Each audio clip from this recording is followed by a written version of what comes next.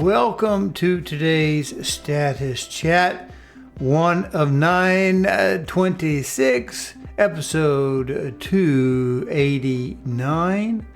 The title for today is going to be Capital Gains Proposal. I have been a busy little lad, and some of it has been dealing with politics and what's best for real estate in the United States. As always, hit the QR code above my shiny little noggin right there. You see it right there, right there. Don't tell me you can't see it. You can see that. Hit that, and it'll take you to the status chats where they're archived over on YouTube. All right. So let's talk about what we got going on. Thanks to a D'Artagnan friend of mine on the very liberal side, I also have a few on the constitutional conservative side. They're on the other extreme. And here I am stuck in the middle with you, as the song says. So here we are. I don't think it's really so much stuck as that's just where I would prefer to be, in the middle. So anyway, there was a discussion. Someone whom I did not know well made a statement about, housing. And it started out with, I think, Trump is going to do something, which is always Trump, Trump, Trump. Anyway, Trump said he wants to stop the big companies from buying up all the starter homes, the lower end homes that then turn into rental, and they make money that way by turning them into revenue generators from that standpoint. I have a little bit of angst against that, but then again, it's free market. People can do what they want to. Same thing with I don't like these short-term rentals, because I find they tend to make the neighborhood go down wherever they are. And if they're in some big complex somewhere, maybe that would be different. But, when you just pop one here and there, they tend to be a little bit tough on the people who live there on a regular basis, because, they're not necessarily partying every night or getting married every night or honeymooning or whatever, bachelor partying it.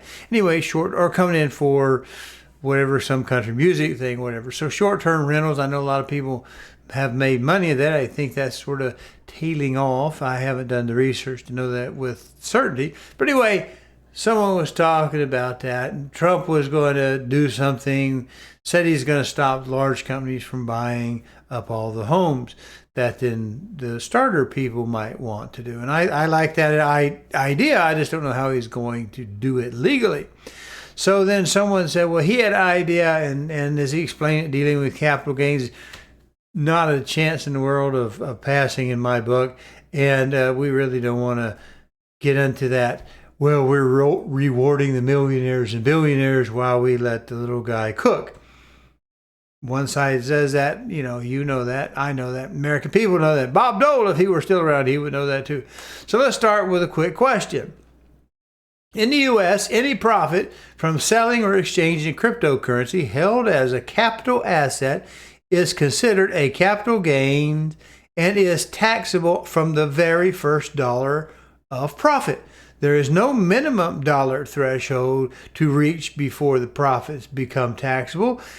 All gains must be reported to the IRS. And if I'm not mistaken, we recently changed that from they had an exemption that you could turn around and reinvest. You could cash out your money, then turn around and reinvest it all, and that would wipe out the cryptocurrencies gains, because you gained it but then turn around and bought some with it. In my understanding, that was a game some people were playing and avoiding capital gains that way. But the thing is, all at $1 cryptocurrency profits are capital gains taxable. So that brought me to the next thing. All right, you ready? What dollar profit does equities? We're talking stocks and bonds. Any profit from the sales of equity and bonds considered capital gain, but whether it is actually taxed and at what rate, they give it a more general answer here, depends on your total taxable income, which would be the same thing with crypto. They just tax it as regular income. They consider that capital gain from what you sold it for minus what you bought it for is an income treated like regular income, if I'm not terribly mistaken. So my next question is, let's see what I got here.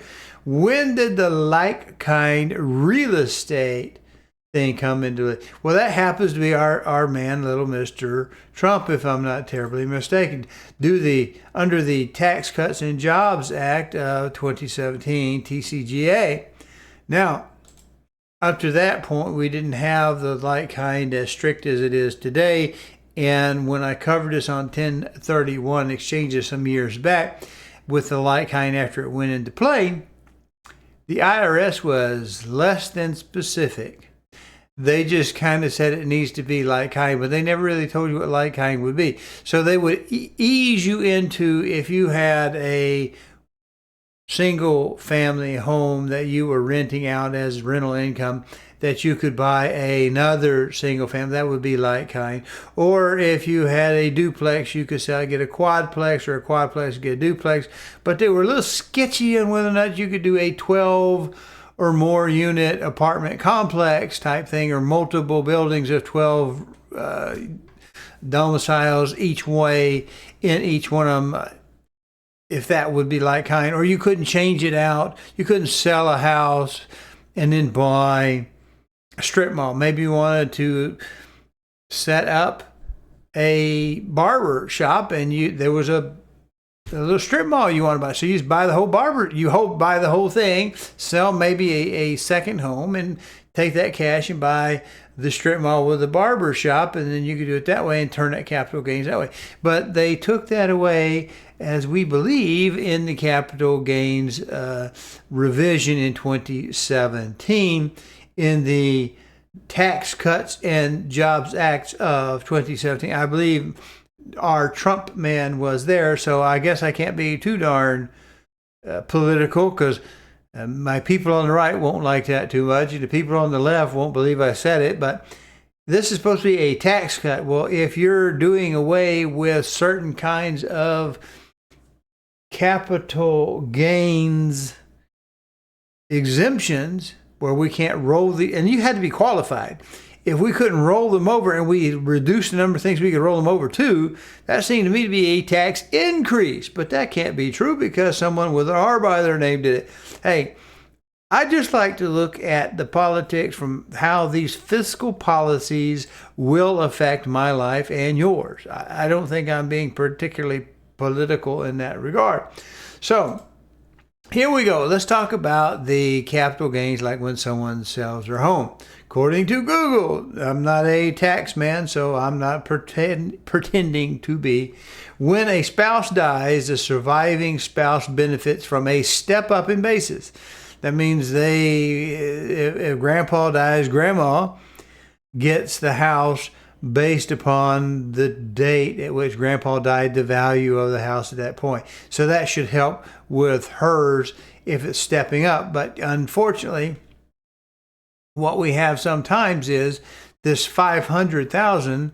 If it exceeded $500,000, she would be paying capital gains on everything above $250,000 if she doesn't sell it within 2 years, because it gets reset. And this would be after the step up in basis, but it's still a heck of a lot of money. And think about it.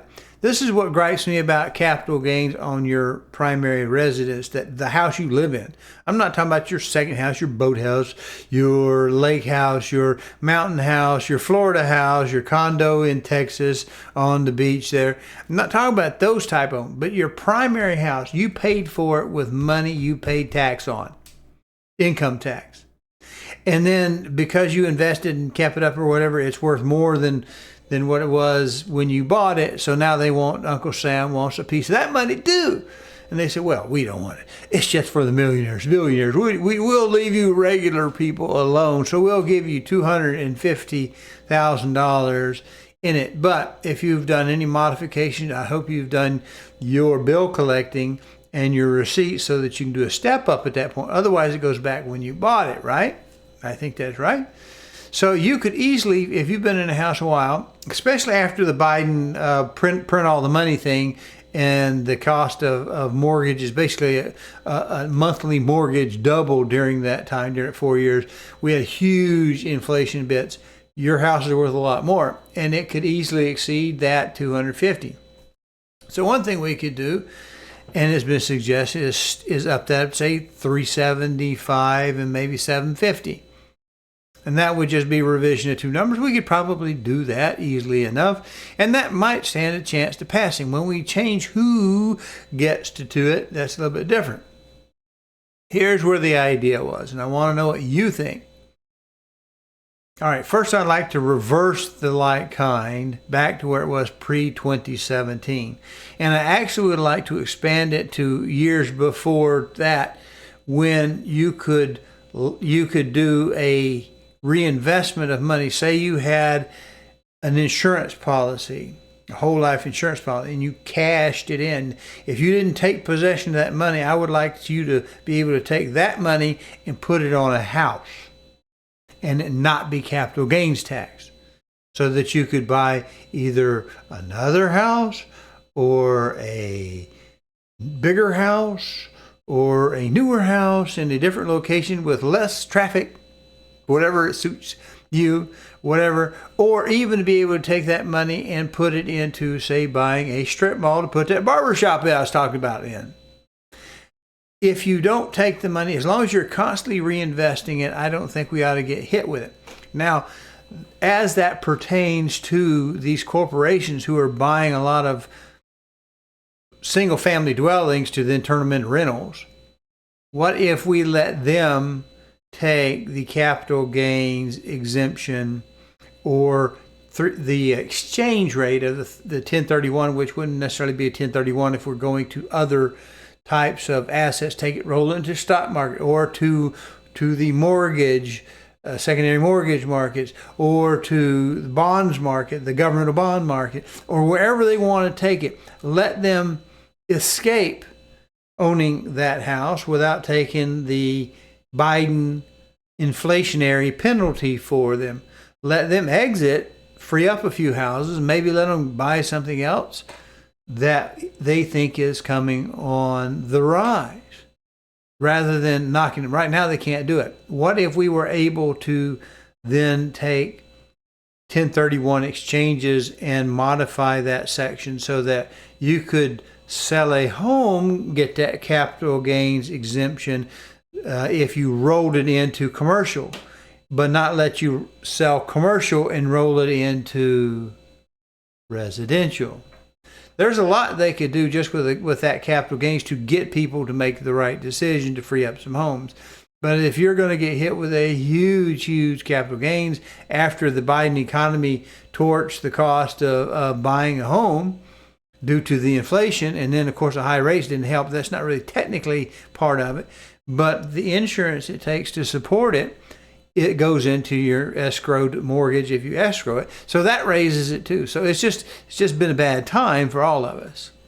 So what do you say we get to our numbers? But before we get to the numbers, let's remind you to smash the subscribe button, hit that notification bell so that you are notified by the wonderful things over at YouTube that I have posted, because I don't always get these things posted at the same time on the Friday or Thursday. And we have been doing Thursday. We started a new year, so we'll start back on Friday. We'll ease back into Thursdays as time goes on.